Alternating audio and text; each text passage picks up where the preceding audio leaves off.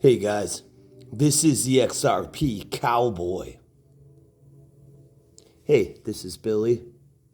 We're not going to get too crazy today.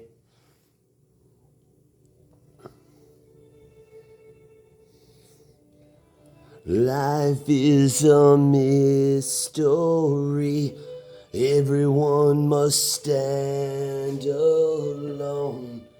I hear you call my name, and it feels like home.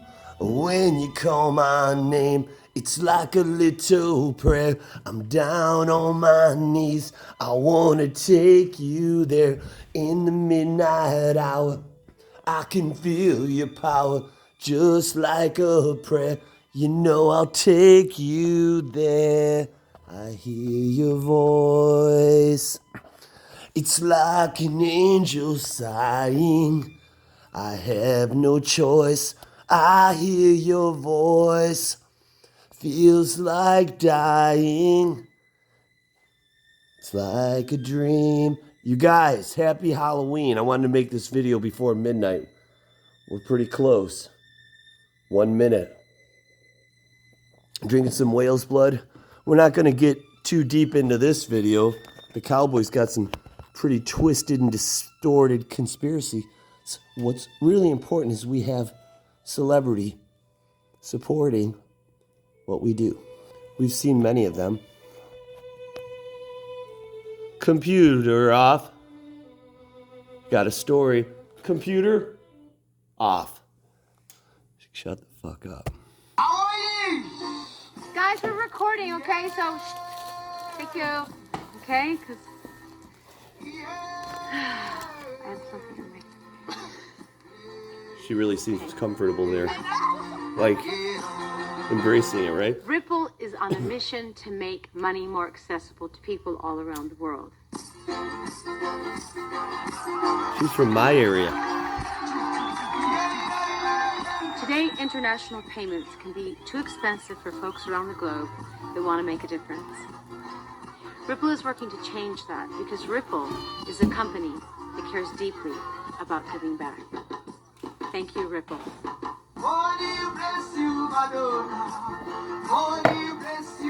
Holy bless Madonna.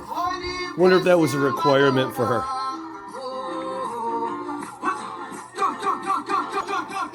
I can't take it anymore.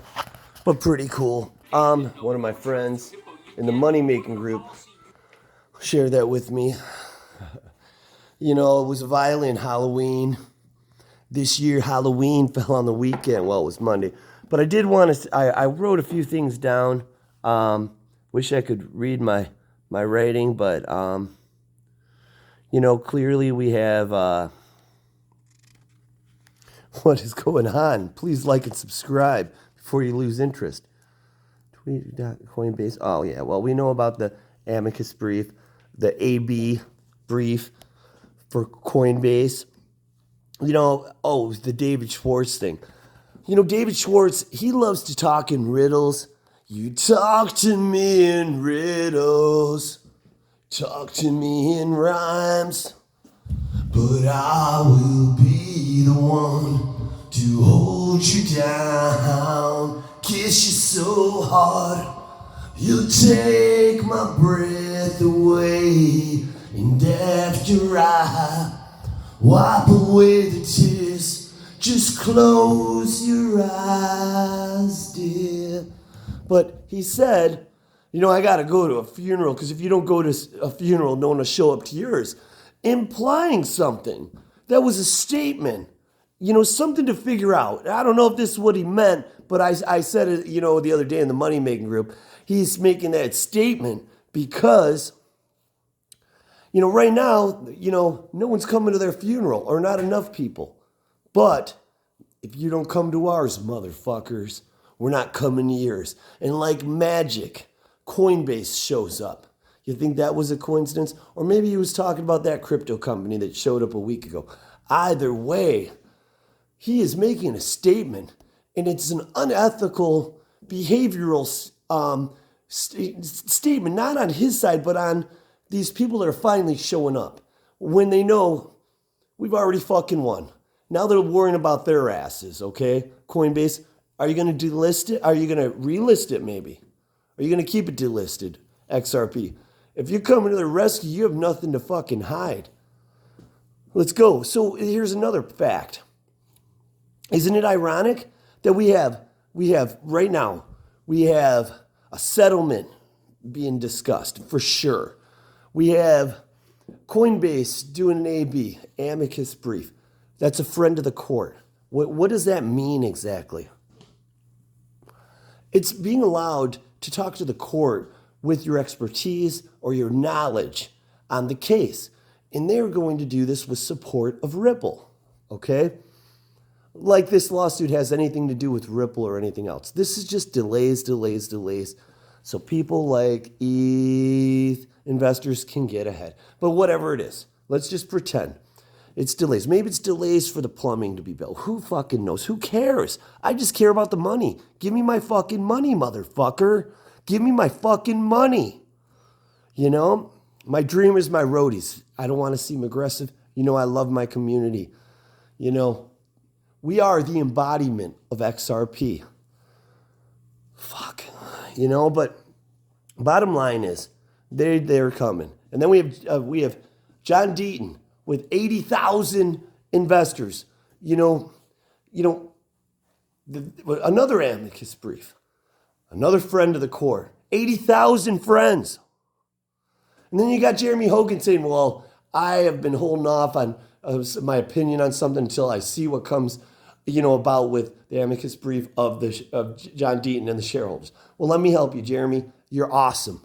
So are you, John. But we've had a long time to figure out how to answer these questions correctly. And no, we did not know. We did not invest in XRP, contingent, upon the efforts of Ripple, or hoping to make, money on the efforts of Ripple. Okay, we all know the answer to that. So you can make your implications or your statement about that, because we all know how this ends. The sun will come up tomorrow. Okay, it's that simple. And nothing but love though for Jeremy. I asked Jeremy some questions in the video. He hasn't answered, guys, girls. So here's the interesting thing. We have John Deaton coming through with this. That's helpful for our case. We have that crypto come. I don't give a shit about them, but they were not biased to XRP. Jungle Inc. made a video about it. It was pretty good, like all of us. And then we have Coinbase now. All of these things are good for XRP, but you notice the price hasn't moved at all. In fact, it's gone down. It's because it's fucking manipulated somehow. I don't know who's manipulating, whether it's Ripple or who the fuck, but it is being manipulated. You can't make this shit up. This is bullshit, guys. It's fucking bullshit. When it bounced to $2, that was some exit liquidity for some motherfuckers that are controlling this shit. But anyways, leave your comments on how you feel about that. But the point of this is it's good, okay? Price is doing nothing. We got NFTs coming in a few days, as the bear I was watching the bull today said. That should be good for the price. Nothing. I could make a fucking I could write a book on all the good shit that's happening right now, and yet the price is going down. Makes no sense. None of this makes sense. I don't know who's in bed with who, but I'll tell you what, I trust no one. I don't trust Ripple. I don't trust the SEC. I don't trust the banks. I trust no one. They're all brothers. Okay, so here's another thing. The Fed, they should be dropping interest rates or pausing or easing, maybe a 0.5, and the whole world knows it. All the indicators are showing that they need to. It's showing that, if you want to credit them for that the hikes worked. People don't have as much fucking money, okay? Because, you got earnings reports, sales are down, you have houses that are on the market for longer periods of time. All these are indicators that this is working. I would argue it's just indicators that people are fucking broke, but that's what the point of raising interest rates are. By raising interest rates, people can't buy houses or cars or whatever the fuck, And ultimately what happens is they can't buy anything, product, consumer goods. So they contract, they tighten up. It's a tightening. And what happens is these companies start reducing the price so things are cheaper. So the idea is make it unaffordable for someone to buy the house that they want to buy, make them broke, and then they're forced to save money because they can't really spend money, and make it so they don't buy consumer goods. It's just an asinine. Price destruction is much better. Price destruction is simple. It's when things get too expensive, people stop buying them. It takes care of itself. I would argue we have price destruction, and that's the catalyst for these earnings reports and everything else, and the housing, but we can call it interest rates. Okay? Which is true. Why people can't refi or anything anymore. It's a big fucking ball of fucking shit is what it is. But anyways, we're not here for that. Point is we should see something soon with the Fed. And if they do another 75% basis points, you better believe they're bringing hell on earth, and there's a reason for it. And it could be the new financial system. You know, a recession coming? We've been living in a fucking recession.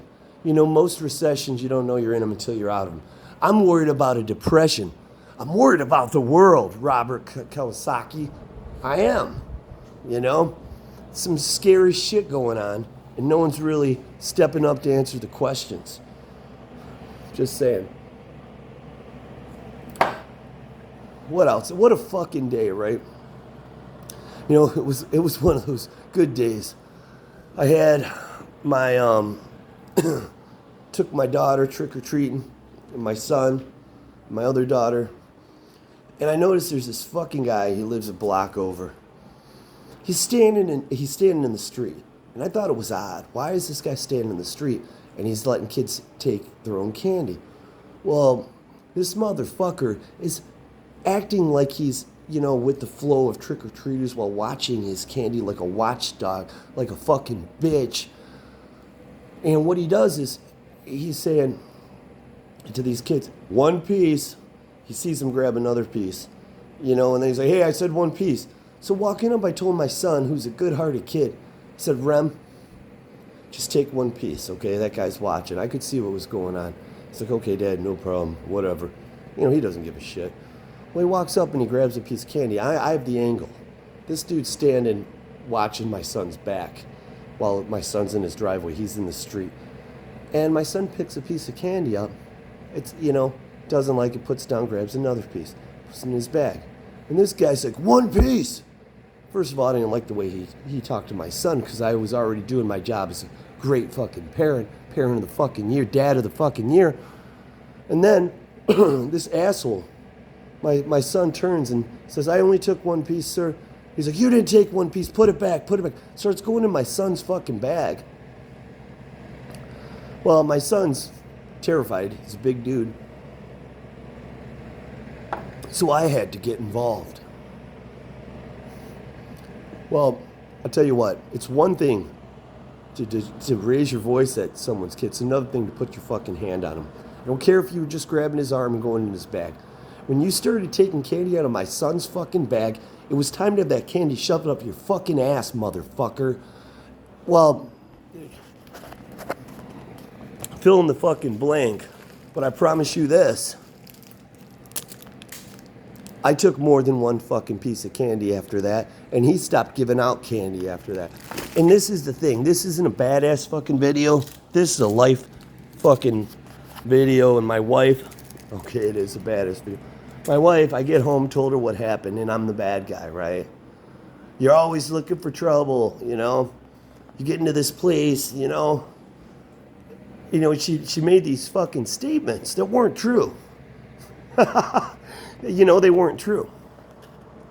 She said, don't you ever worry that one of these times you're not going to be able to get back up against one of these younger guys you come across. And I'm thinking, okay, what do you mean? What's the problem, honey? Babe, it's Halloween. We got candy. What's the problem? She's like, well, you've been fucking stabbed with a beer bottle in the ass. You've been stabbed in the shoulder. You've gotten shot at. You've been in more fights than I can fucking remember. You've been incarcerated. You know, and she's like, what are you going to do when one of these times it doesn't go your way, kind of? I said, well, honey, it's a big world. I'm sure there's someone out there. But it's a big world. We'll probably never cross paths. You know, she said, yeah, but you don't need to spend your whole life looking for them. It's true. I'm just saying, don't put your fucking hand on my kid. This is the XRP Cowboy, and there's one more message that I was holding back. What is the secret coin token that the SEC is using and leveraging for their fucking case? And it's this. It's simple. It's XRP. You knew that. You knew that from the beginning. But the whole point I'm trying to make is that's all they have. Is XRP a security today? From the beginning, that's all Brad wanted. That's all Ripple wanted. They'll pay your fucking fines. They'll suck your dick. They'll do whatever you need them to. Just say it's clear going forward so we can have mass fucking world domination and generational wealth for our shareholders and our company can IPO. But they won't give it. Now, this is the thing. It's not an overreach. To say it's an overreach is picking up a fucking handful of sand at the beach and saying this is how much of an overreach it is. It's an overreach of all the sand, not just on the beaches, in the water, in kids' play boxes at the park. That's how big of an overreach this is. We're seeing a lot of YouTubers address this because it's fact. It's a law. XRP is not a security now. It's computer code.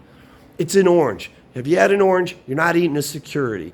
We're seeing this everywhere. But that is, if you break it down, I'm this believer in find the extreme end to any situation and get there as soon as possible.